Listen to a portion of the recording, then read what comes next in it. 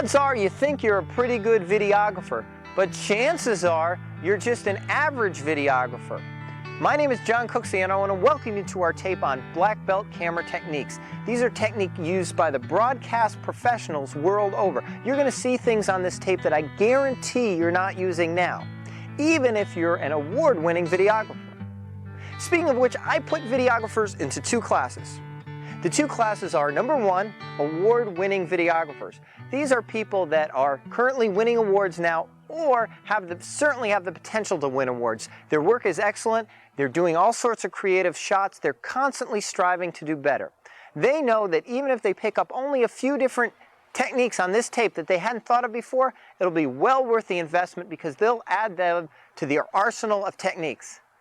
The other kind of videographer is just the average, mediocre videographer. A lot of these videographers think they're great. They don't get complaints. They've been shooting for many years. They have a great tripod. They're self-taught. We've heard all the excuses. But this can actually hinder them by thinking you're really good when you're not, because then you stop learning. The award-winning or black belt videographers know they can never stop learning. No, they always have something else to learn. And I promise you, no matter what category you're in, whether you're the award-winning videographer or you're the other category, the person striving to be like that, you will learn things from this video that you will be applying to your videotape productions.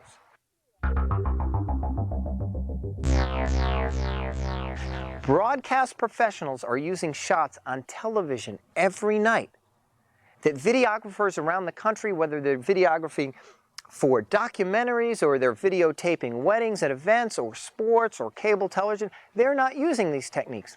And the real shame about this is it doesn't cost anything to learn these techniques. You can watch them on TV and take notes. This videotape is going to be a shortcut. We're taking the best of the best techniques and applying them on one tape.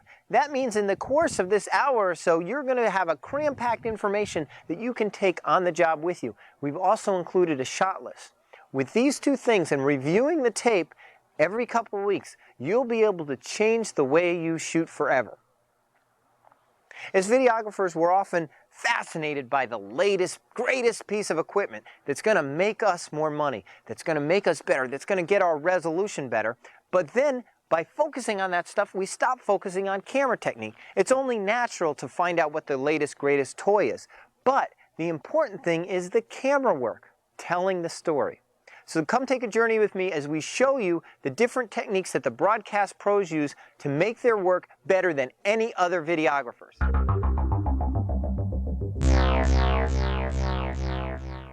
Right now we're going to talk about the 5 essential positions that you must do to be a creative camera person. And they're simply this. Position number 1, at the ground level. Great for getting some low-level shots. Tilt up the viewfinder. You're going to be able to get some fantastic shots from this level. As a matter of fact, broadcast camera people use this all the time. They also use position 2, which is right at the waist. Again, you have your viewfinder tilted up, and it allows you to get many different angles, and it's not really that threatening to people. You can sneak in real close. It's a great position. Position 3 is very close to that. Simply bringing it up here. This is nice if you need to get in close to people, but you don't want to get too close and be too threatening. Right underneath. I use this a lot in real tight quarters, and it's very similar to the one that we're all accustomed to, position 4. Now, position 4 obviously is the one that the camera is designed for, but it's not necessarily the most creative. So position 4 you're going to use for a lot of things, but other positions may come in much more handy when you're doing creative shots. Of course, position 5, right over your head, tilt the viewfinder down. After a while, you won't even have to tilt the viewfinder down because you will be able to understand what you're getting. Use your camera on wide and use position 5 for a lot of nice high-angle shots. You can stand on a chair, you can get on a fence or something and get that extra high angle. Or if you're not on a fence, this brings your camera up a lot more than you're used to. So to review the positions for creativity, the 5 positions starting at the ground level. Position 1. I use this one a lot for a lot of ground level shots. It's really handy. And position 2, right at the waist. This is going to come in a lot handy for doing some quick pans and some landing on shots and some rack focus. This is a very good one. Position 3, right underneath, tucked in here. It also allows you to look around, see what's going on, and then videotape. Position 4, not as easy to look around because you got your camera blocking over your shoulder here, but a good standard shot. And of course, position 5, way up here. Now, if you use these positions equally and disperse them all through your video, you're going to show your creativity goes up quite a bit. If you use these combination with what I call the Waldo technique, your creativity is going to go tenfold. Let's go to the Waldo technique next.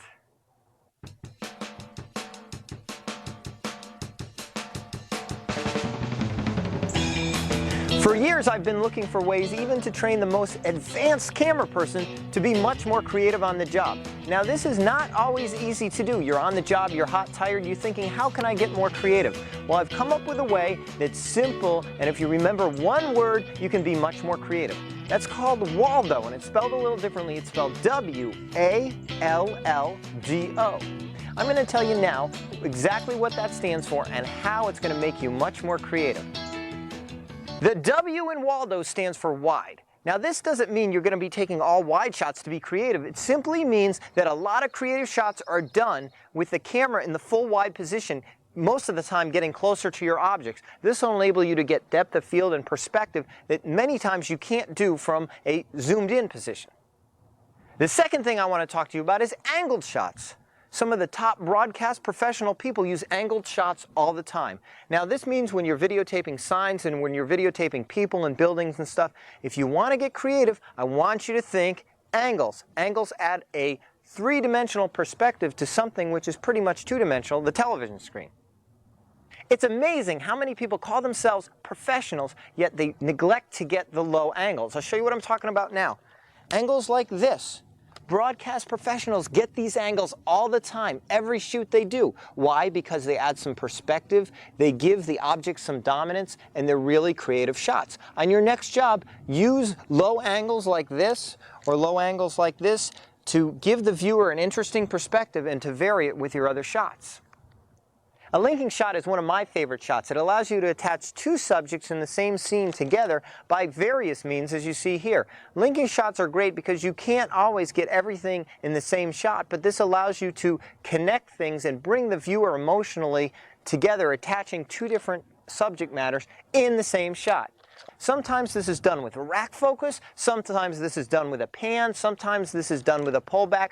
A linking shot is used all the time in broadcast TV, and it's up to you as a professional videographer to use linking shots as much as you can. Another way to be extremely creative is through the depth shots. Now, depth shots can be putting the thing in the background way out of focus, or using a rack focus, or going in with a low angle to add depth to the scene. Depth is very important when it comes to creativity, because once again, you're talking about a two-dimensional medium, the television screen, and trying to make it more three-dimensional. So when you're thinking creative, you want to think of depth shots. An opposite shot is simply the reverse of what you would normally videotape. If you're videotaping at a ground level, it may be a high angle shot. It may be a reverse angle shot. It could be any number of different shots that are not normally done. Opposites are what creativity is all about. It brings the reverse into the shot. It allows the viewer to see a different angle, and it gives more perspective to your television picture. The opposite principle can be hard to understand at first, but the more opposites you see, the easier it will be to understand what they are and how to use them to be more creative. Now let's see an example of how to put Waldo to use immediately in your videotaping.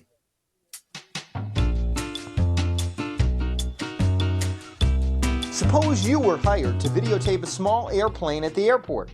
Some videographers would do the average boring shots. But you, knowing the Waldo technique, have the power to keep the viewer's interest. So let's take a look at how a broadcast pro would videotape the scene.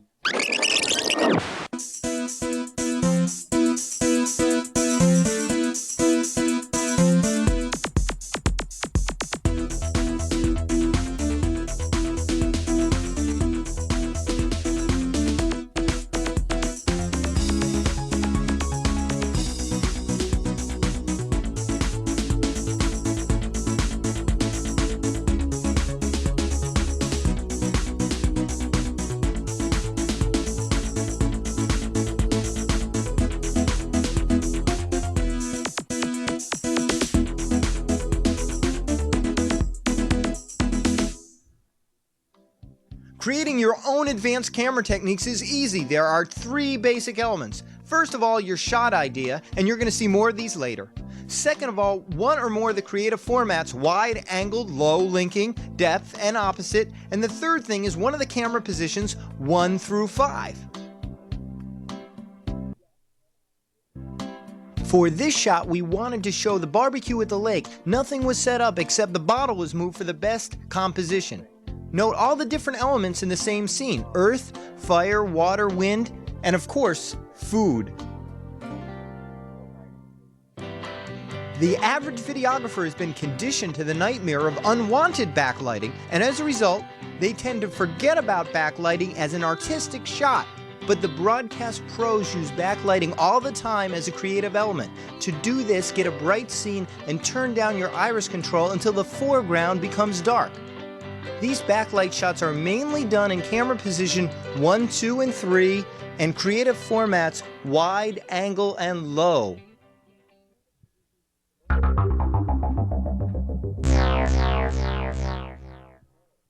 If you really want to be as good as the broadcast pros, you're going to have to start using reflection shots. Chances are you're not using reflection shots now. It's time to change. You haven't been using them because you weren't aware of how important they can be to your video production. The top pros in the countries use these all the time because they fall into 2 categories: the opposite and linking. Plus, they add extra dimension and depth to your camera work. Make sure on your next job you try to incorporate at least 1 reflection shot in the work you do.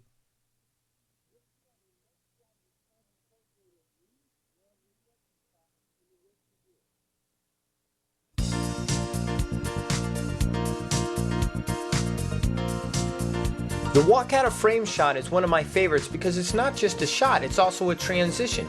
It simply involves letting your subject walk out of the frame as a transition into your next shot.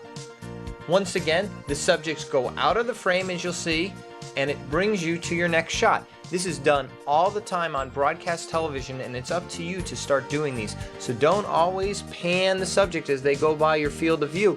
Make sure you let them go out of view sometimes, and it creates an excellent opportunity to bring you to your next shot.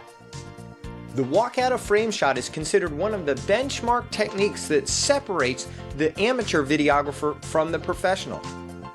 The best way to master this technique is to try it when you're not on the job. Take your camcorder downtown and practice it a couple times. Once you do that, you'll probably use it on every job you do.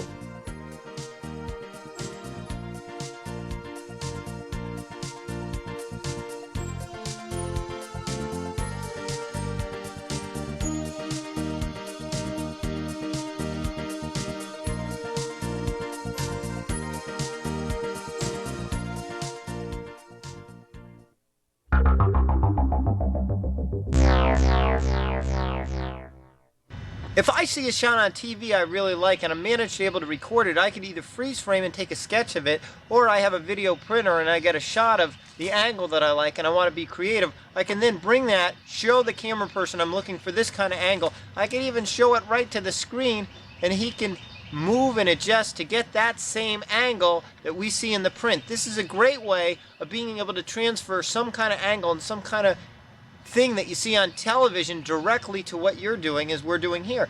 You take a shot off TV of the angle you like, or you sketch it out as best you can, and then you're able to bring that along to the job to give yourself an idea and to give the cameraman an idea of exactly what you're looking for.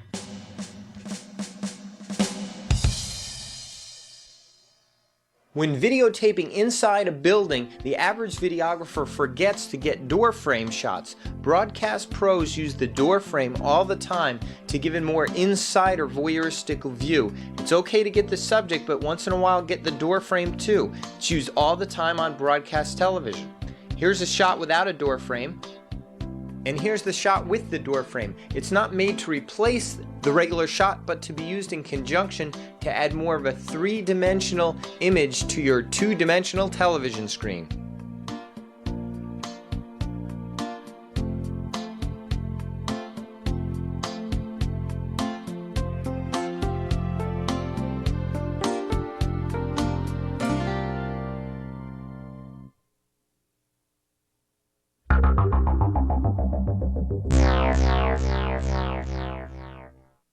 It's your job as a videographer to be the best videographer you could be, and that requires practicing, learning from other people, and trying to be the top person there. And that's going to happen through creative camera work. You know, when you're the top person out there, you're going to be the first one called for jobs. You're going to be the one that customers go to first because everybody knows, hey, Joe Smith, he's the best in the area, or Mary Jones, she's the one to hire as a videographer. Once you get to be one of the best camera people, you're going to have a few other camera people that are jealous out there, going to say, oh, why does he get all the jobs? Why does he think he's so good, or she thinks she's so good?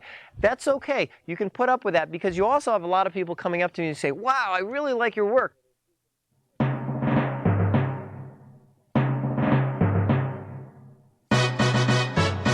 I can't believe how many videographers around the country are not doing rack focusing. You're seeing it here, and this is the way you want to practice.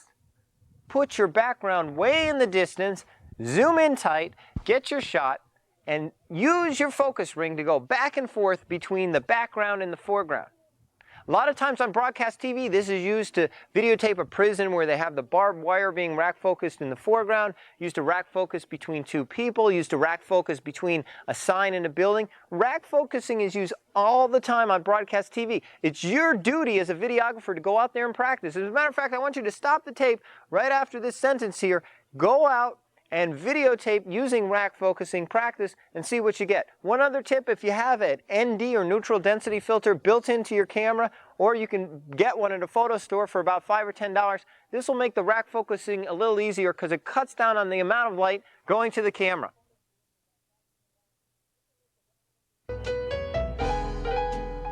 Point of view shots are shots where the camera takes on the perspective of the subject. For example, this cart driver, or this cup of coffee. Point of view shots are a secret of award-winning videographers that they don't often share. These shots are used to give a you are there look and help keep the viewer's interest. They would fall into the opposite category under Waldo. Point of view shots are most effective when used between standard shots of your subject, like here with baby Olivia. Here's the point of view shot, and we go back to the standard shot. Point of view shots are used by broadcasters in so many different ways. The great thing about them is they can be done with people or with objects. So the next time you're on a job, try to incorporate point of view shots into your videotaping. Here are a few more examples of different ways you can use point of view out on the job.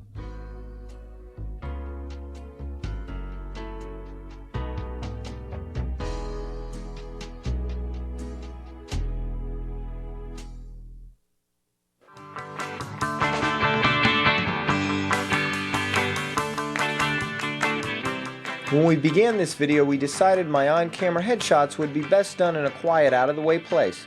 So we took off for a couple days to a beautiful area 30 miles from town. I took with me award-winning videographer Joe Correa. We chose Lake Ouachita State Park because of its scenic backgrounds and because they had cabins that overlooked the beautiful lake. I always look forward to working with Joe because he's not only a good camera person, but he's a good friend. Okay, let's stop the tape right here. You've come far enough along that it's time for a quiz. When watching the last section of the tape about the trip to the lake, were you A, getting involved in the story, B, noting different camera shots and angles, or C, eating pretzels? If you chose B, you're correct and can skip the next section. If you chose A or C, well then it's time to learn the special way that videographers watch TV. Hi, my name's Annie and I'm really excited about something. I've learned how to watch TV. Used to be really tough for me, but now it's really easy. All I need are these 3 remotes. This one you turn on, and then you have to turn this one on because this sets up the whole system, and then you switch back to this one for the VCR, and you turn it to line input, and then you get on this one, and you can switch all the different channels, but none of that will work unless you have this one on, because this one is for the volume control. And then if you want to watch a video, you go back to this one, and then that's not exactly what we had in mind by how to watch TV. Oh. In many other artistic mediums, you look at what the artist does and you really can't figure out how they did it. But with video, it's so visual that what you see is what you get. It's not like trying to figure out a magician's secret. You can learn it by watching television every night.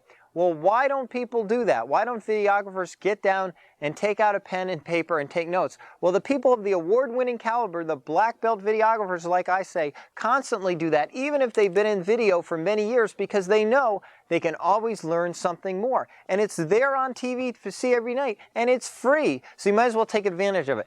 The reason most videographers do not take advantage of it is because they do not detach themselves from the story. So here's the big secret. When you're watching television, to pick up techniques, number one, of course, have a pen and a notepad, but number two, be willing to detach yourself from the story. Just look at the camera techniques. A good video director, editor, whatever, will make a story so you get caught up in it that you do not notice the cuts, that you do not notice the different camera techniques and all that kind of stuff. So, and that's good. They're doing their job. But you have to remove yourself from watching the story and just watch the different techniques. When you do that with a pen and a notepad, you're going to notice so many different techniques that you're going to be able to incorporate into your own work. Now that we know the right way to watch TV, let's review the different shots we've seen. We have the opposite shot from the back of the car, the angled reflection shot in the windshield, the depth shot through the trees, the angled shot from the side, which is also low, depth shot from the distance, wide reflection shot in the mirror, low shot on Joe, point of view shot from the front of the truck, linking shot from the truck to the sign, very low shot of the truck, opposite high position from the cabin, depth shot as the truck goes by to the cabin.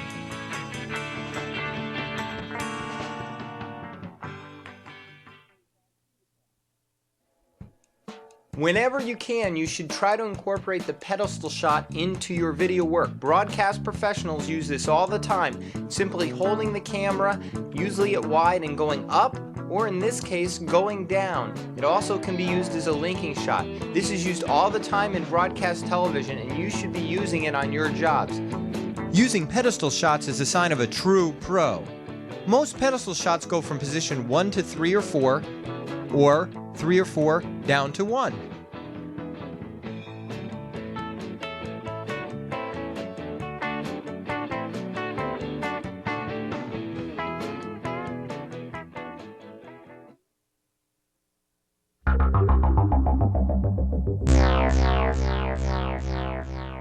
One secret of the broadcast professionals is leaves. They use leaves and trees and different things for foreground because it adds the depth of field to the shot. Now, the big secret is that they don't always use something that's naturally around them. Like this. We're using something like this in front of the camera now to give us that frame. As a matter of fact, Joe can pull it away right now, or he could put it back. Instant framing. You see, before and after can make a big difference in many shots. I recommend, if you're in an area where you have to add framing, to look around and see if there's something like this. I also recommend going to a store that sells fake plants and flowers and grabbing a few of these things to keep in your car in that situation when you need that instant depth, when you want to frame the shot and add a lot of perspective. Either that or go off to a place that has a few plants around, take a branch off a tree, and add instant framing.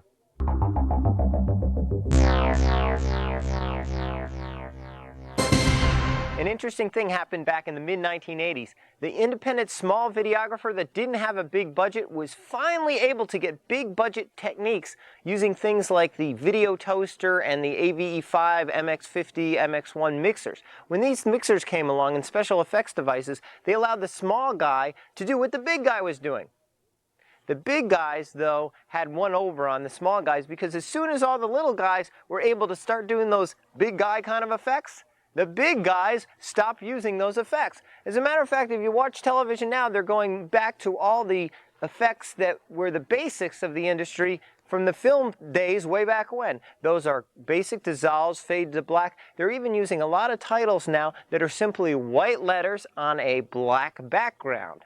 So this is why good advanced camera technique is more important than ever, because good advanced camera technique does not go out of style. Certain effects go out of style, certain kinds of titling goes out of style, but good solid camera work does not go out of style.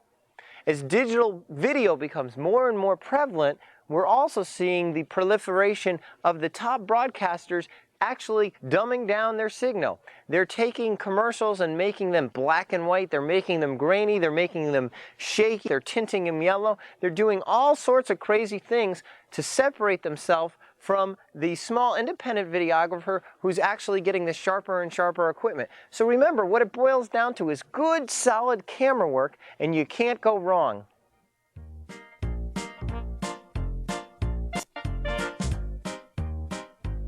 The up the body shot simply involves starting at the bottom and moving up from position 1 to 4 as shown here with your camcorder. It's done on broadcast television all the time. You can use a tripod or you can do it freehand. For most situations, you want to get the subject's permission before doing the up the body shot. Most videographers have seen this shot and know about the shot, but it's surprising how few use it. So on your next job, use the up the body shot.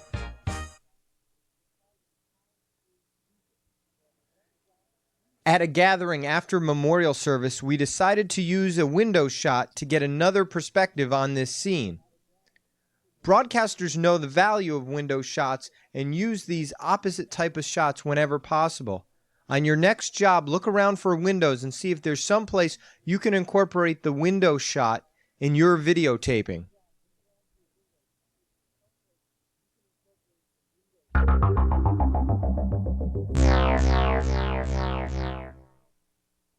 Please remember that zooming in is not the same as moving in. When you zoom in from a distance, you can get things, but you're limiting the depth of field. You're also limiting perspective. That is that angle that you can get between the object at the side of you and the object right in front of you. So whenever you can, I always tell camera people when I'm training them to keep the camera on the wide position and move in whenever they can. If you're doing a wedding or some speech where you can't get in, that's different. But if you're in a situation when you can get closer, it can make all the difference in the world. Here's a local TV crew. Notice how close they get. Here's a shot with the camera zoomed in from the distance. Here's the same shot with the camera up close. Many videographers have the mistaken impression that getting close will ruin the mood of the subject, so they just zoom in from afar. Top broadcast professionals, whenever possible, have the camera lens on wide and move in instead. They know the secrets of getting close without distraction. My friend and expert cameraman Joe Correa explains this best. When you talk about blending with people, there is a difference between blending with people and mingling with bodies. When you deal with people, you're dealing with personalities. And the bodies are just a vehicle with which people travel around. So if you feel comfortable with people, you can be right in the middle of them, and it's fine. If you don't feel comfortable, if you feel that you are obtrusive, you will be obtrusive, because that attitude will reflect and people will feel as uncomfortable with you. So how do you feel comfortable? What if you say as a videographer, well, I'm just not comfortable getting close to people, so I'm going to stand in the back. Well, it sounds a little bit like me that you can be the background videographer and do okay. I mean, look, we have many of those that make a living from the back of the room. But if you want to be more than that, it's like saying, I don't mind fish, but I'm not going to be fishing. No, you got to get out there where the action is, and you have to be part of it. You have to open your heart to what's going on, to be a part of the action, to like people, to get involved with them, and then be sensitive to their needs. Some people need more space. And as you get closer to a person, you after a while know how close you can get before you begin to invade their space and they feel uncomfortable. So it's kind of a dance. It's like anything else. When you go out on a date the first time, you just kind of, check the water, see how close you can get without, being rejected. Well, in a group of people, it's pretty much the same. And the answer lies within you. Just be loose, relax, go in there and get what you need and immediately go somewhere else. Sometimes I have nowhere to go, but in the moment I catch that moment, I'm out of there. And I go somewhere else even if I don't have nowhere to go. The reason for that is gives the people the feeling of comfort that you're not hanging on them, that you're just capturing moments and that they were important at some moment. And so therefore you're not invading on anybody's space at any one time, but you're everywhere all the time. And all of a sudden the other people that see you being close to that person, they want to be just as important. So they are going to be more receptive to the opportunity. So within half an hour of being in a public event, people like to see me get close to them because they feel, oh, you know, he noticed me. So all of a sudden it's a reversal. People want you close because that's a form of approval.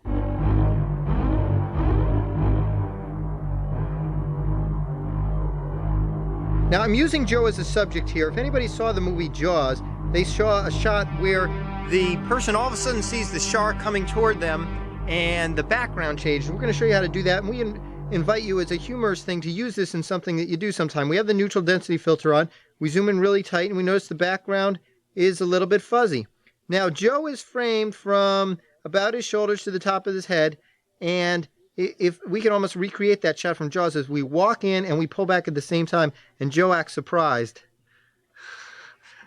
There you go. Whoa. Now we're going to try that again. Again, remember what I said, practice. So I'm going to go back and I'm going to zoom in real close. And we're doing this handheld. You could do this with a dolly if you wanted to.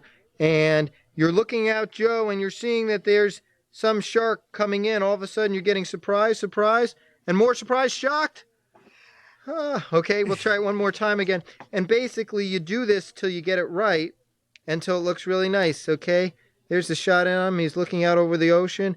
All of a sudden, he looks startled. Oh, shush. There we go. Here's some more examples of the Jaws shot. Try to remember to practice this one. I'll do it on a job because using it can be very difficult. In this particular example, the tray almost seems to come toward the screen, when in fact nothing whatsoever is moving except the camera and the zoom on the lens. We used the back of a car going in reverse to get this shot, and we even tried it in the other direction.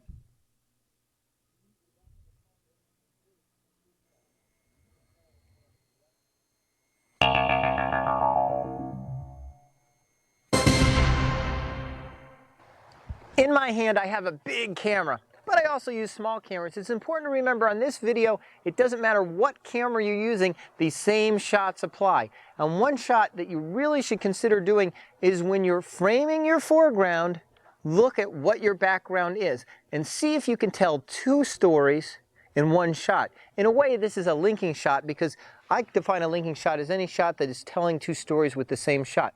But in this one, there's no movement. You see this on broadcast.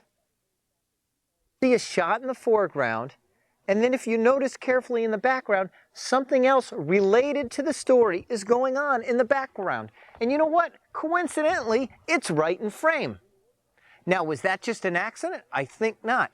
The camera person was smart enough to either position himself so when he's looking and getting the foreground with the background, he's moving around, or he's smart enough to go to the foreground people or the foreground thing and move it into place and say, can you just sit there, or can you move there, or actually move it if it's an inanimate object to get the background.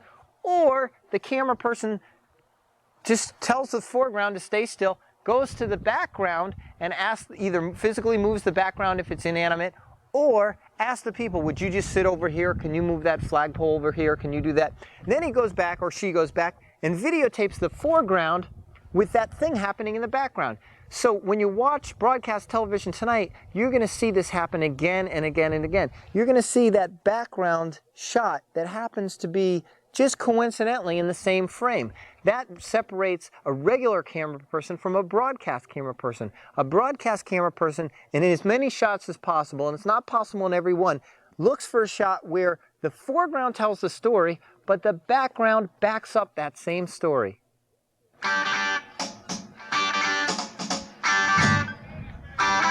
Sometime in your video career, you'll probably be videotaping a band. Now, too many videographers set up their cameras and then worry about a clear shot once the band begins to play. The secret of videotaping bands, though, is you taking control as the videographer and positioning the mic stands before the band starts. As you'll notice in this video, no matter what shot we cut to, you can see all the different band people. This is because before the band started, we positioned the mic stand so nobody would be blocked. Also, we're using 3 cameras here. This camera is a low angle. We recommend if you're going to use multiple cameras when videotaping a band that one of them get a lower angle for some nice perspective. Just to review, you want to position the mic stands before the band begins its set. You want to position your camera so you get different angles like you see here. And you also may want to consider occasionally doing a zoom in, which normally we don't recommend, but it's all the rage with music videos. If you do a zoom in, it's a good idea to cut to the next shot before the zoom end finishes.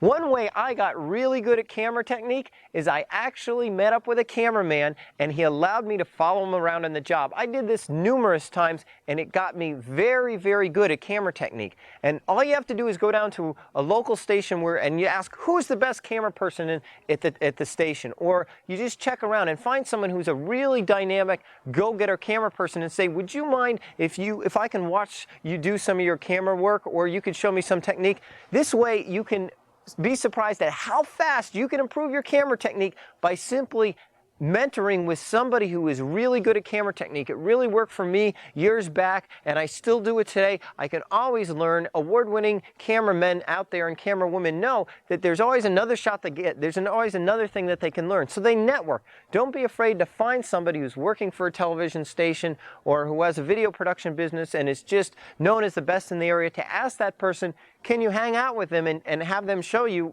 what they do. Most people that are up at that level do not mind sharing all their secrets, because they know that if the whole industry is brought up, it's better for everybody.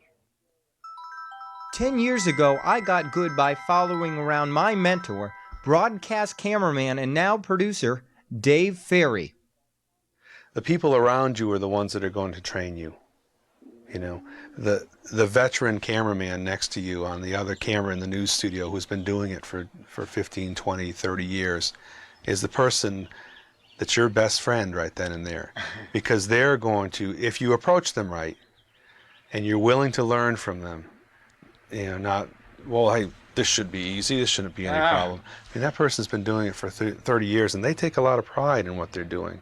And you need to understand that, and they're your best friend if you're willing to learn from them, and they're willing to teach you. And most of the times the way they're going to be willing to teach you is if you're willing to learn, and you show a little respect towards their craft and say, wow, man, that was a great zoom, or that was a great pedestal move. How do you do that? I like low angle shots. I think it's because we see through our eyes, and depending on your height, between 5 and 6 feet, that's your frame of reference. You get that camera down on the floor and look up a little bit. It shows you a whole different perspective. Or, things are oriented towards our eye level, 5 or 6 feet. Mm-hmm. So you see a lot from down low. You just see it at a different angle, and sometimes you can get some real interesting shots. You get that camera off your shoulder, or get it off the tripod, and get it a little lower. Most of the work that I've done has been purely the technical side. So I've always had a producer or a reporter asking the questions. But the reporters that I've always respected the most are the ones that they know what kind of an answer they want going into the interview. They know the questions that they need answered. And if that person doesn't answer that question the first time around, or doesn't answer it the way that they want it, they'll ask it 100 different ways until they get the answer that they want. And they'll phrase it so many different ways. Manipulating the story. I mean, where do you draw the line there? Well, it's your code of ethics. Yeah. It is manipulating the story if you're trying to put words into the person's mouth. It isn't manipulating it if the person stumbled through the answer the first time and the second time and the third time, and you're trying to get them to say it in a coherent way.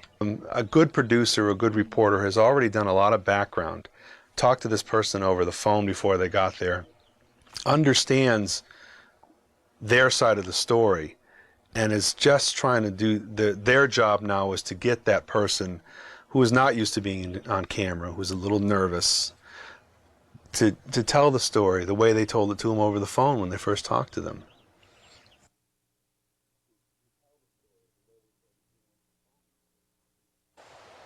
You remember earlier we talked about Waldo, the wide, the angle, the low, the linking, the depth, and the opposite. Well, I like a lot of opposites, things that you don't always expect. A point of view shot that's an opposite shot that I like is called the insider shot. Now, an insider shot is also used by broadcast camera people all around the world. You can either fake an insider shot or make it real. Example, an insider shot would be opening a refrigerator. You need a small camera to put in there. Another insider shot would be opening the mailbox. Another insider shot would be someone loading up the car with the camera inside. You can do these for real by putting a camera in the refrigerator. If your camera's too big, you might have to simulate or to simulate the inside of a can or something. But it's a really advanced shot, and that it's not used that often, but when it is used and it's used right, it really gives you a perspective from that subject's point of view. Now, keep in mind that when we say subject, that doesn't necessarily have to be a person. That can be an inanimate object. The important thing about insider shots is they take you from the outside to the inside to give you a different perspective. The best way to understand insider shots is just to show you them so you can understand what we're talking about and how they can relate to the work that you do.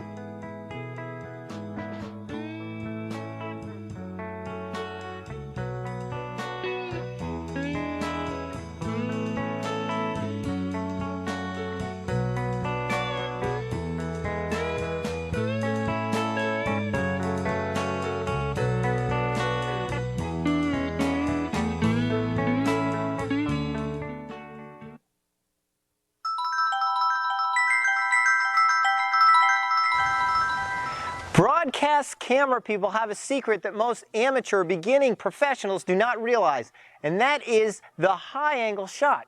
Now, everybody knows high angle shot, you just get up and get a high angle shot, but where do you get one from? You know, when the broadcast pros go out on a job, the first thing they do is scout out different angles, and one of those angles is looking for where they can get that overhead God's eye view to give you the beautiful perspective, the beautiful depth. And most people think, well, there's no place for me to go, but if you look carefully, there's always a ladder or a hill or a tree branch you can climb up on. Don't get yourself hurt, of course. Or there's a balcony, or there's steps, or there's a porch, or there's some place you can go up and get that high angle. The secret is to become aware that you have to get it and look around. And you're going to find at 80% of the jobs, there's some place you can go to get that high angle. Even if it's the top of a building, always look for where you can get that high angle shot. It might be the top of an escalator. It might be the top of a ladder, but they're out there. They're all over the place. And broadcast professionals are using this on television every night of the week. Tonight I want you to watch television and actually look for where they're using that high angle shot. And when you realize how often it's used, you'll start using it. The only way to really use it, though, is to look around on where you get to the job site and find what particular place there is where you can get that high angle shot. And even if you just use it once, it adds a lot to the beauty of the images you're trying to create, and it makes a two-dimensional image a little bit more three-dimensional image by giving that establishing overhead God's eye view.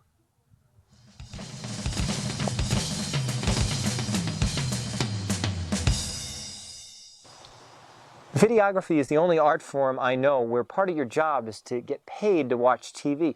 Watching TV is an integral part of what you do because it allows you to see different trends. You know, if I had thought when I was a child that I'd have a job where part of my job was getting paid to watch TV, I would have thought they were crazy. And now I'm living that dream.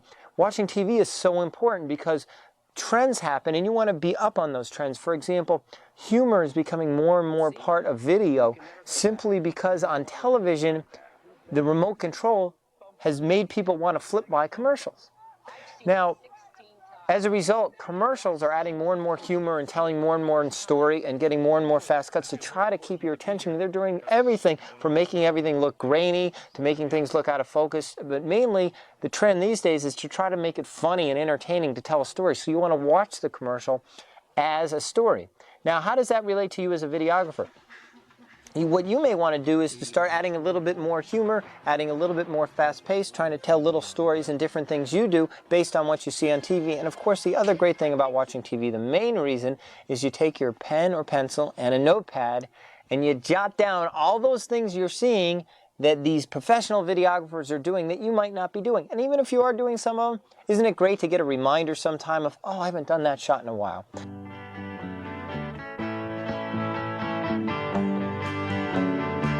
Many of you remember the days of tube cameras when it was considered taboo to point your lens into the sun. These days, with chip cameras, nobody has to worry about that, and that's why broadcasters every night on television are doing shots where the sun peers into the foreground right past the subject. If you want to be a top videographer, you must add this shot to your list. It won't hurt your camera and will add a nice touch to the work that you do. This is best done before 10 a.m. or after 3 p.m.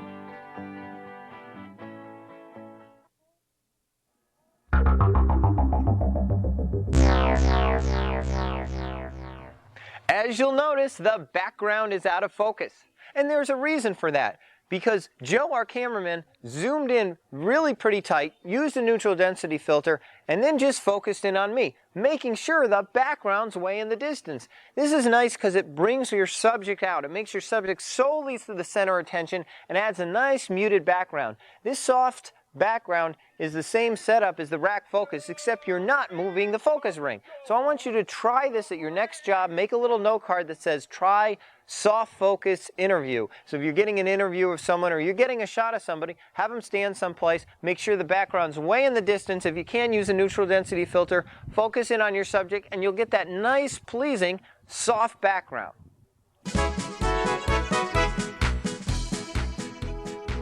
Another one of my favorite point of view shots is what I call the frisbee shot. This can be done with a computer disc, it can be done with a frisbee, it can be done with a biscuit. All it involves is putting the subject in front of your lens, but not touching your lens, you don't want to hurt it, walking with the camera and bringing the subject to its destination. Again, you could do this with a frisbee, you can do this with a software disc, you can do this with a piece of food. It's really dramatic and it adds a little bit of humor to your video shot. This is a shot that's not done much at all by your average videographer, but when you do add it to your arsenal of tricks, it will greatly increase the different types of shots you're doing.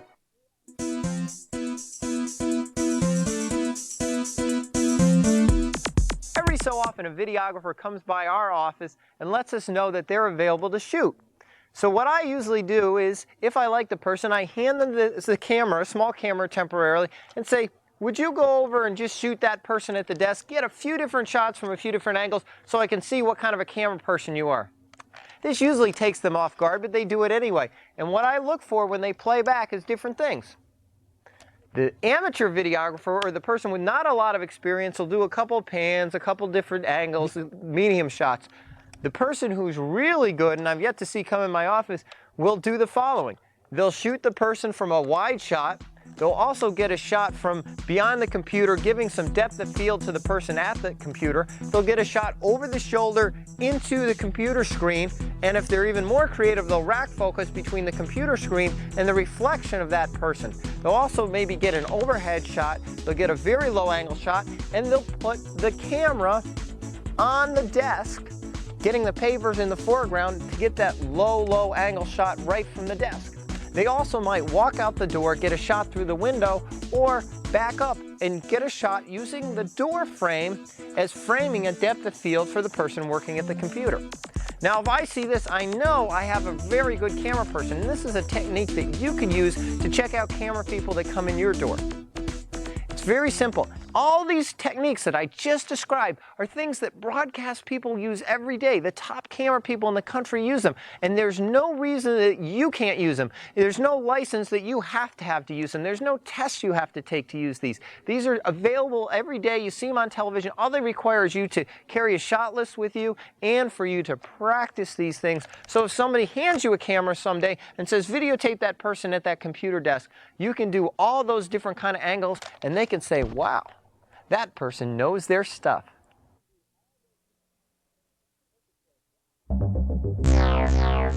I am constantly amazed at the number of people that call themselves professional, yet they don't know anything about foreground framing. Here's a shot of a fire without foreground framing. There's no depth of field, yet this next shot we're going to see here is raw footage of Joe getting in position here, and he puts the policeman in the foreground to add some framing and some depth to the shot of the fire and the shot of the water going toward the fire. As you can see, even the walkie-talkie adds a little bit of foreground framing. Let's go on to a couple other shots. Here you have the hoses in the ground as the foreground framing. Here you have a pole to the side as foreground framing. Just about anything can be used as foreground framing. If you watch TV tonight, you'll notice broadcasters use foreground framing all the time because it adds a little bit more three-dimensionality to the two-dimensionality of a TV screen. Here you have the water falling.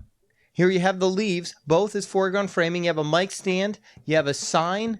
You have another sign here, all foreground framing elements. When you're out on the job, whether it's an Elmer's glue bottle or it's a painter's canvas, you have to look around for things that are going to be foreground framing. Again, if you watch television tonight, you'll notice the broadcasters use this kind of framing all the time to add a sense of depth to their picture. Even people like these two ladies are foreground framing for the rest of the picture. Foreground framing is used all the time on broadcast TV. On your next job, make sure you try to incorporate some kind of foreground framing that you haven't been using in the past.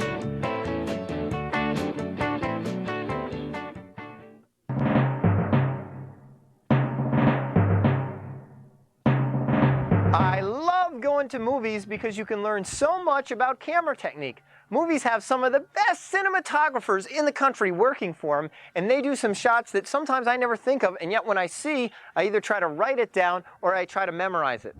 A couple years ago, my wife and I were watching a movie called Junior with Danny DeVito and Arnold Schwarzenegger, and we saw a great shot where the subject comes right toward the screen, disappears into the black of the person, and then out the other side of the person as they walk on by. It was a fabulous shot, and since I watched that shot at the movies, I've been able to apply it to a few different jobs I do. So next time you're at the movies, please, please, watch the different camera shots and walk away with one shot that you'll be able to use on your next job.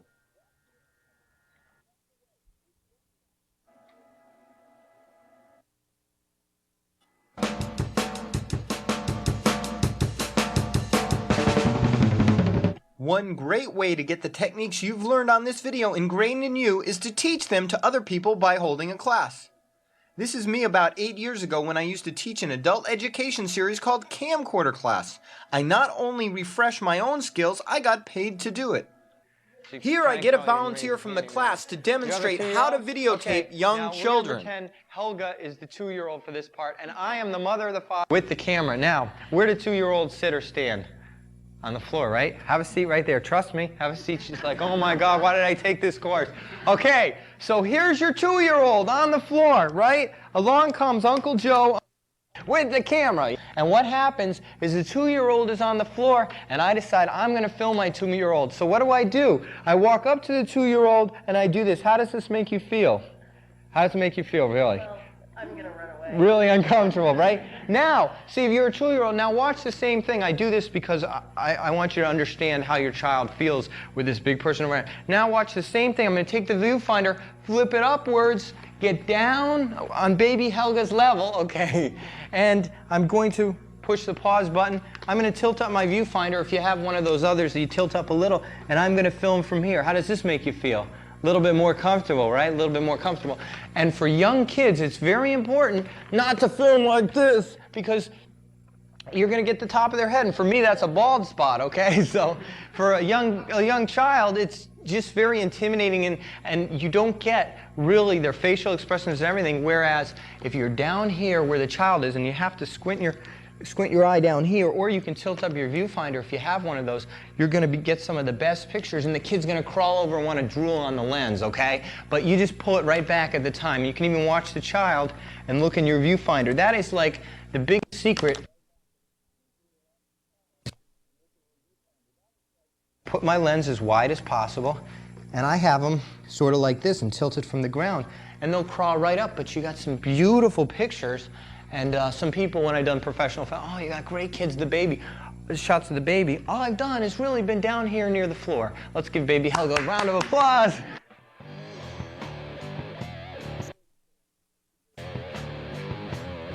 The twister simply involves a short shot where your camcorder starts at an angle slightly zoomed in and twists as you pull back. The end of the shot is where the picture levels out, or sometime after that. If this shot is done with speed and accuracy, it will not look like a mistake. However, do not overuse this shot as it can get the viewer dizzy. It should be done when you're relatively close to the subject and only when you're comfortable with this shot. This move is associated with youth since its origins are in music videos, and it's to be used sparingly only if you're comfortable with its look. Let's take a look at the right way and the wrong way to do commercials. First, let's see the wrong way. The Student Art Guild of Garland Community College presents the annual project that everyone gets involved in. It's the Old Car Penny Gluing Day. Be part of an art project everyone will see. The gluing takes place 10 a.m. through 6 p.m. this Saturday, May 6th at Arlington Park. You bring the pennies, we'll supply the glue. Help turn an old Chevy into a Lincoln. Come just to watch, come to have fun. That's this Saturday, 10 through 6, Arlington Park. Now let's look at the same commercial, this time using some advanced techniques that we've learned about in this video. The Student Art Guild of Garland Community College presents the annual project that everyone gets involved in. It's the Old Car Penny Gluing Day. Be part of an art project everyone will see. The gluing takes place 10 a.m. through 6 p.m. this Saturday, May 6th at Arlington Park. You bring the pennies, we'll supply the glue. Help turn an old Chevy into a Lincoln. Come just to watch, come to have fun. That's this Saturday, 10 through 6, Arlington Park. Please take this time to watch the commercial again and review what types of shots were used.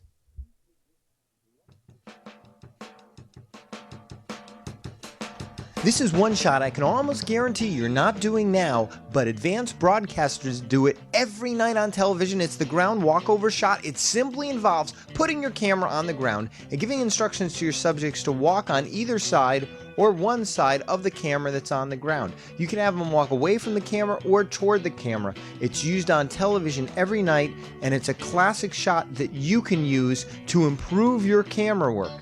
You don't even have to do it with a subject walking or running. It could be done with a set of bicycles going along the road, or it can be done with a group of people walking upstairs. Practice it, try it, write it on your shot list, and use it on your next job.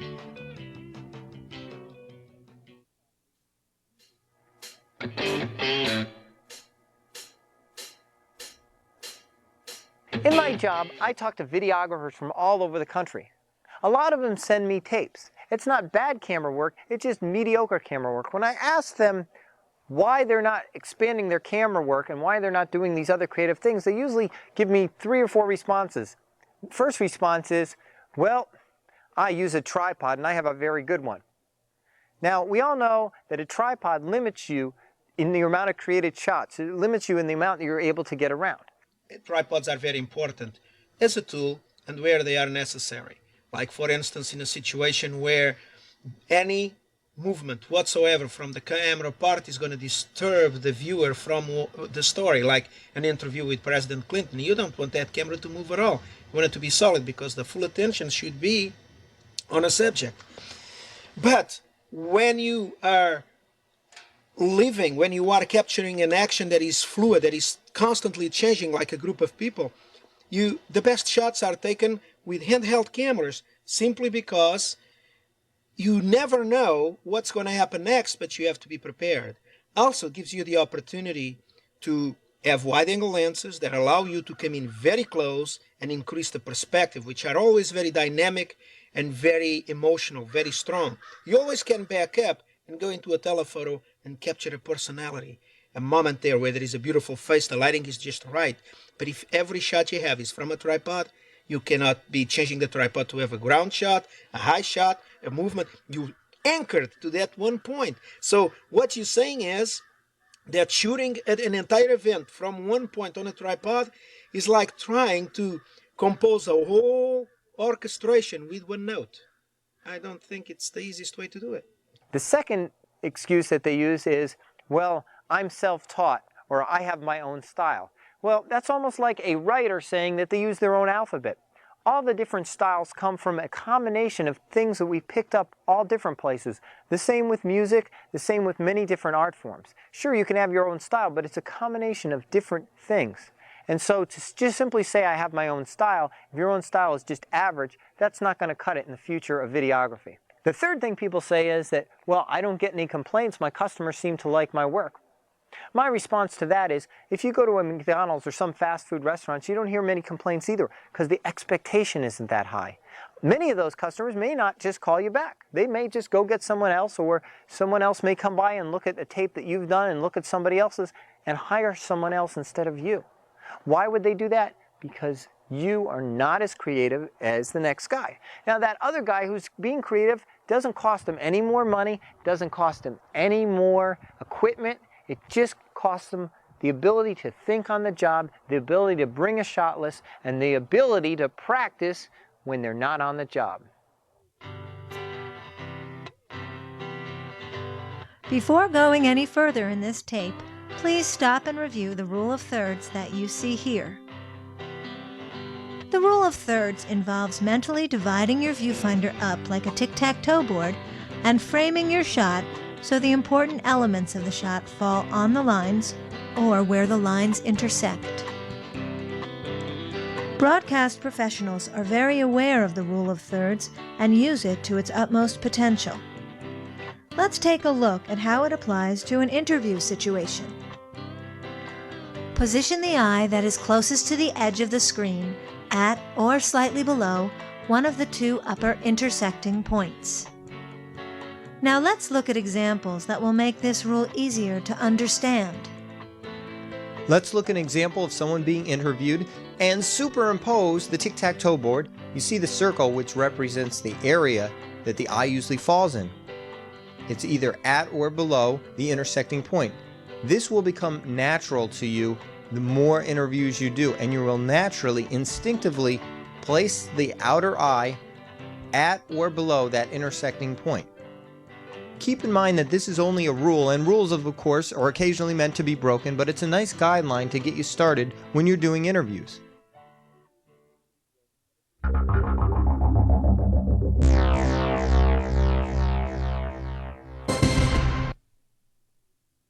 Most videographers know that videotaping a sign at an angle can give you better depth and better perspective. But very few videographers know about this little-known black belt technique that you can try in your next job. Either walk back or pull back from beyond the sign, ending the shot by finally revealing the full sign.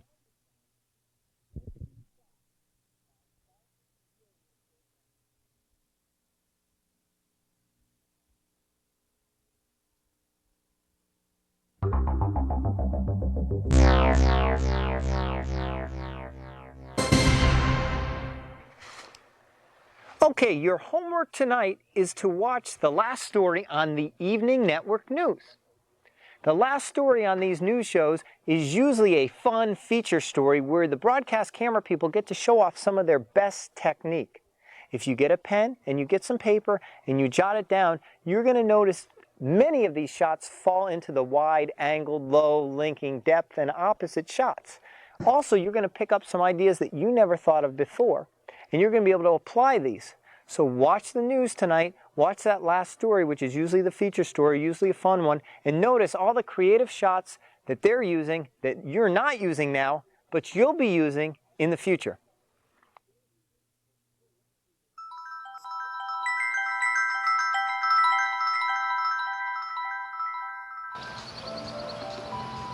Walk towards me, slowly, and walk right past me.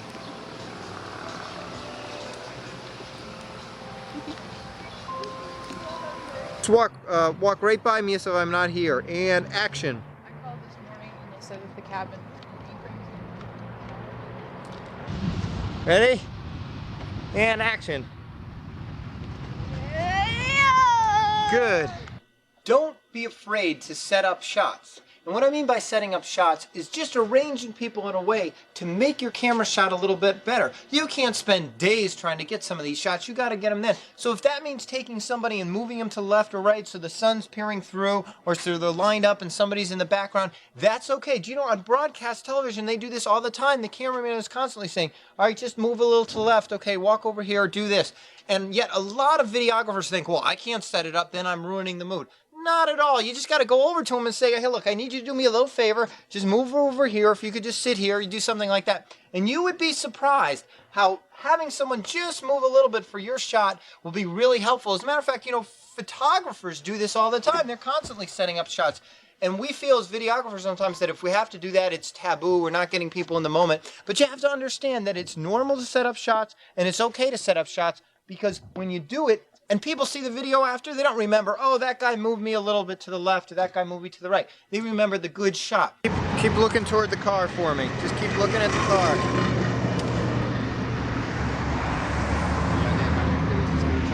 Just reach your hand in that bucket and get some of the pennies out. Now, go ahead, reach them. Take them out. Great. Thank you. Okay. Keep doing what you're doing. I got to get a shot from down here. Just be looking out that way. Don't just ignore me. Pretend I'm not here. Would you just stand right where you're standing? I need to add some depth to the shot. And if you move out of the shot, there's nobody looking at it and it doesn't look as good. Stand right next to... Yeah, now there's no audio in this, so you could say whatever you want. Okay, just be a little closer together. It'd be great. Act like you love each other. There you go. Now that's a little too close. Okay. Can you get some depth here? That's right, great. Just it'll take a second longer. Look at the eyes. Man, that's great. Wow, you guys were fabulous. Thank you. Look sort of up a bit toward the sky. Keep going up. I know it's hard because of the light. But see, I promised you a breeze. There we go. Give me a smile. That's nice. Nice smile. There we go. It's hard, but we're getting some air conditioning here. Now look at the keyboard, please. Look at the monitor. I'm sorry. There we go. Smile. Give me a nice smile. Oh, fantastic.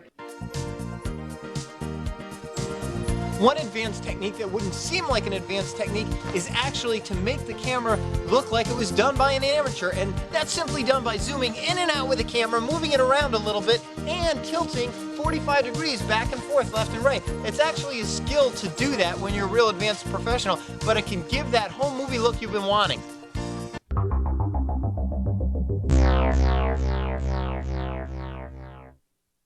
Most videographers know about the use of cutaway shots for maximum impact, but many do not know that using 4 or more cutaways in a row can make your video more suspenseful, help build anticipation, or adding them in a row together can have the same emotional impact as one point of view shot.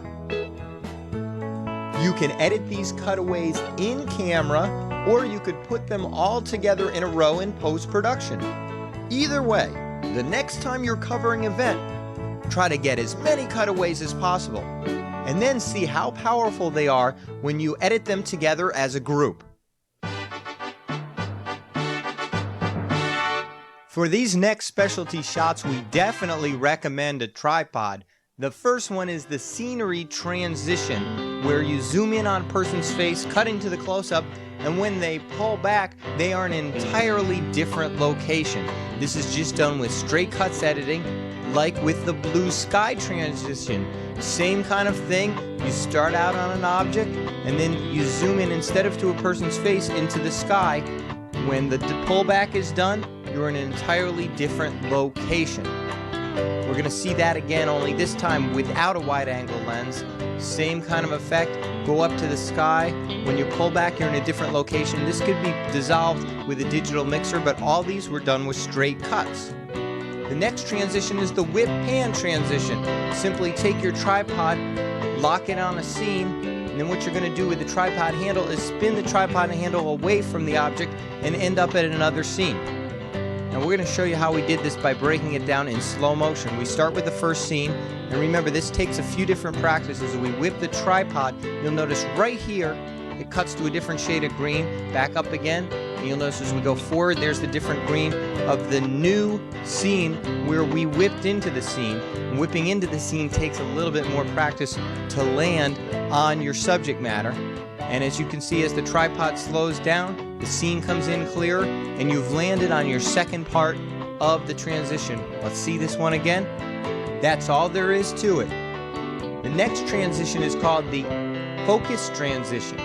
This involves taking a scene and actually putting your camera out of focus on purpose at the end of the scene, and remembering to also get another similar scene where you come in from out of focus.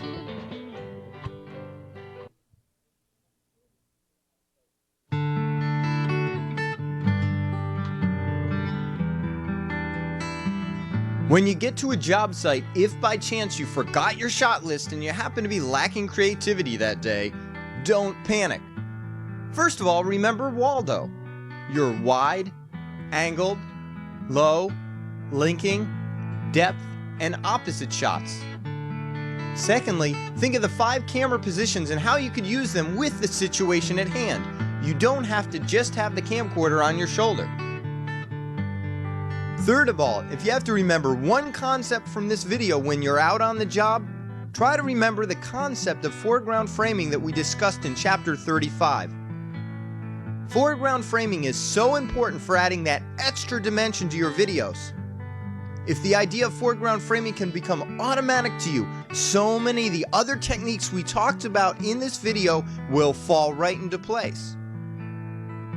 Finally, remember that TV is a close-up medium. Do what the broadcasters do and get more close-ups than you think you need, because this gives your camera work maximum impact.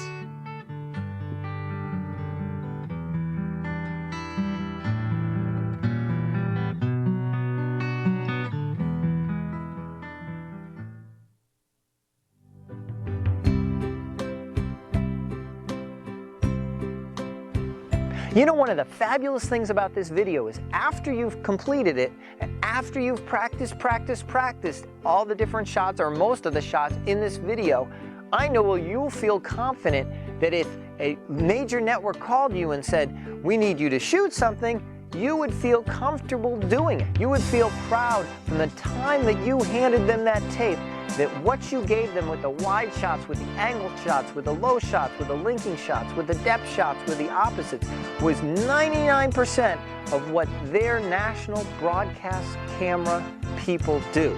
And that should be a feeling that you are proud of, because most videographers out there are just average. They're just mediocre, and even worse, they think they're pretty good. The problem with the videographers thinking they're pretty good is they stop learning. The award-winning professionals know you can never stop learning.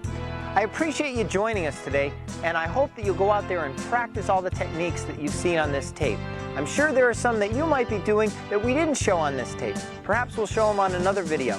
In the meantime, we look forward to seeing you on a new video, and if you have any particular shots that you'd like to share with us, feel free to send them in to us. Also, if you've done shots that you're not doing before that you saw in this video that made a big difference in your camera technique, feel free to send those to us. We'd love to see them. We'd love to hear your success stories. I gotta get going. Thanks for joining us today. I'll see you again soon.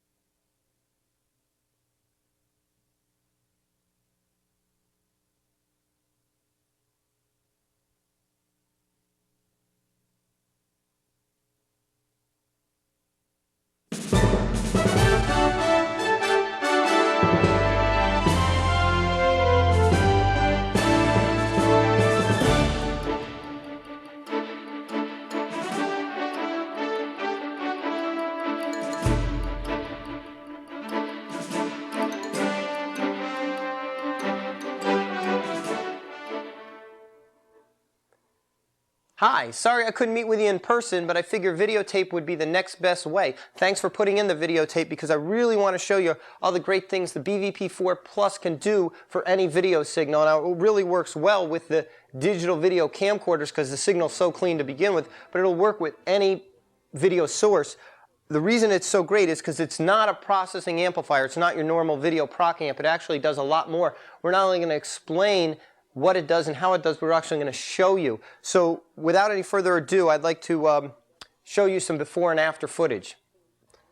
What you see here is some footage right from the Sony DXV1000 camcorder. It looks fine. There's no problem with it at all. The question is, can you make it better? And the answer is yes. So right now I'm going to stop the edit for a minute and put this footage directly through the BVP4 Plus.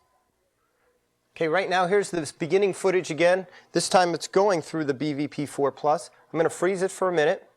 Now it doesn't look much difference because I haven't turned the split screen over. Now watch the difference as I turn the split screen over. Sort of hard to believe the difference in footage. I'll put it on slow motion here. I'm going to tell you what we did to get a better signal. First of all, we have a thing called color level here. Now most color levels on proc amps boosted so much that adds noise to the signal. The BVP4 Plus is the first processor out that has a super saturation. That's why you're able to get that rich color. Now if you go up too much, it's going to overdo it, like right there. You really don't want to do that. And as a matter of fact, you can still adjust your green any way you want or any colors you want. But the color level on the BVP4 Plus has a super saturation circuit. And with the digital camcorders, they can't put all the color information you'd really want in there because of the fact that they have to limit the amount of bits and bytes they put on a tape. Here's another example from the Sony camcorder. The digital, as you can see, it's just about even right now, but we're going to make it better. The right is going to be the improved side, the left is the before side, and all we have to do to make it better, first of all, is bring up the point-to-point luminance, which gives you a brighter picture without washout. You see the black to the right, we got to make a little bit blacker, so we're going to turn down the IRE just about 2 notches. We're going to get a blacker signal. Now the flesh tone's a little bit red, so we're going to turn that so it's a little bit more closer to flesh tone, and then we're going to boost, remember, the super saturation color that we talked about to give you more color than actually the tape is giving you without adding the distortion. Now I'm going to turn on the black restore, and you're going to see as I flick it on and off how it affects the black background without affecting the whites of the picture. I'm just going to add a bit of that, and then I'm going to do my before and after comparison. And you'll notice even on the lights, the Christmas tree lights to the right and the left, the difference you get. The whites look whiter, the blacks look blacker, and the super saturation color level is giving you a little more. Then I can also play with the resolution boost and bring up a little bit resolution boost. So overall you get a sharper, brighter picture with richer color.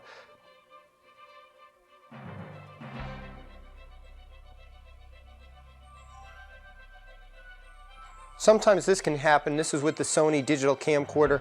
Outside you get a little bit of reds, or sometimes you get red in the skin tone.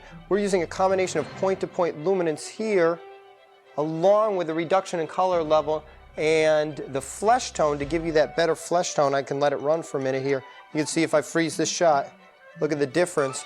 We can bring, by using the flesh tone control only found on the BVP4 Plus, reduction in color level and an increase in point-to-point luminance, the dynamic range expansion, how you get something that normally wouldn't transfer that great to VHS like this and bring it over to there and it'll transfer a lot better. Here's a direct digital FireWire transfer, and here's the same footage to the BVP4 Plus. Once again, direct digital FireWire transfer here, and now here through the BVP4 Plus. Here's another example, direct digital, and now through the BVP4 Plus. At this point you might be saying, whoa, this looks too good to be true. I guarantee you it's not. As a matter of fact, to prove it, right now we're going to do a split screen test where we take the image from right here and go into a splitter, I should say a distribution amp, a YC distribution amp, and into 2 channels of a digital video mixer that has split screen, so you can actually see the improvement with a split screen other than the BVP4 Plus's split screen. Let's see that right now. Here's lovely Annie with none of her image going through the BVP4. We're using the split screen from a Panasonic AV55 mixer. This is before, this is after. Once again, before, after. You can do it either way here. And I'm moving the split screen back and forth. You can even do different split screen patterns on this. And in no way is this signal you're seeing here going through the BVP4 Plus. This is the signal going through the BVP4 Plus. They've been split through a distribution amplifier. So as you can see, it makes a big difference. If you're not using the BVP4 Plus, you don't get the advantage of the super saturation, the flesh tone, the point-to-point luminance, and the resolution boost. And this is why you get this kind of signal. Back to the Sony camcorder again. Here's an example of the flesh tone. You can see how it improves the flesh tone in combination with the point-to-point luminance. Okay, let's take a look at some flesh tone restore here, but we also have black restore.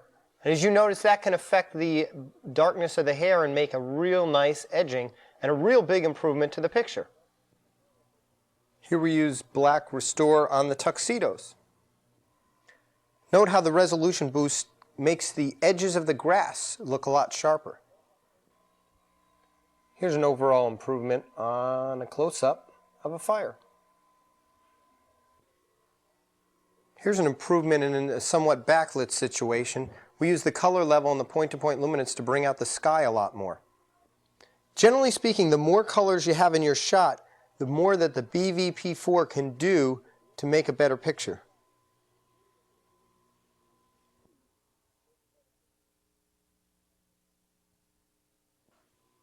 So right now you're wondering, how can this unit be better than any other processor on the market? Well, I'm going to tell you some of the secrets behind the BVP4 Plus. First of all, the color level, again, as we talked about before, is that super saturation, so you can get more color level without distorting. If you've tried with other processors to crank up the color level too much, you get the distortion. And this would be really obvious on any of your digital cameras. And as you could see from this demo tape, it's not obvious on this because of the special circuits. The second thing is the flesh tone. A lot of processors claim that they can correct flesh tone, but what they're really doing is a linear phase adjust. Now that'll work to correct flesh tones in somewhat, but at the same time it shifts some of the other colors. With the BVP4 Plus, you get the improved flesh tones without the dramatic shift in the other colors. It's called a non-linear optimized phase shift. And what we did is actually, by turning this knob up, as you turn it up, actually add certain colors and subtract certain colors at the same time to give you the improved flesh tone without a dramatic change in the dress somebody's wearing or a suit somebody's wearing. So those are two things that you're not going to find on any other processor. We have the tint adjustments, or we call the color adjustments here, and unlike tint adjustments in a normal processor that might just tint over and change different colors like the black and the whites, the BVP4's color adjustments actually does a full phase adjust without affecting the blacks and the whites of the signal. Because it's a linear phase adjust, it shifts everything equally. On a lot of less expensive processors, you'll shift the phase and the reds might go 50 degrees, but the greens or the blues might go 45 degrees. This is linear, true linear, so as you turn it, everything shifts in equal proportion. Notice that the black and white signal does not change when the color changes, unlike other processors.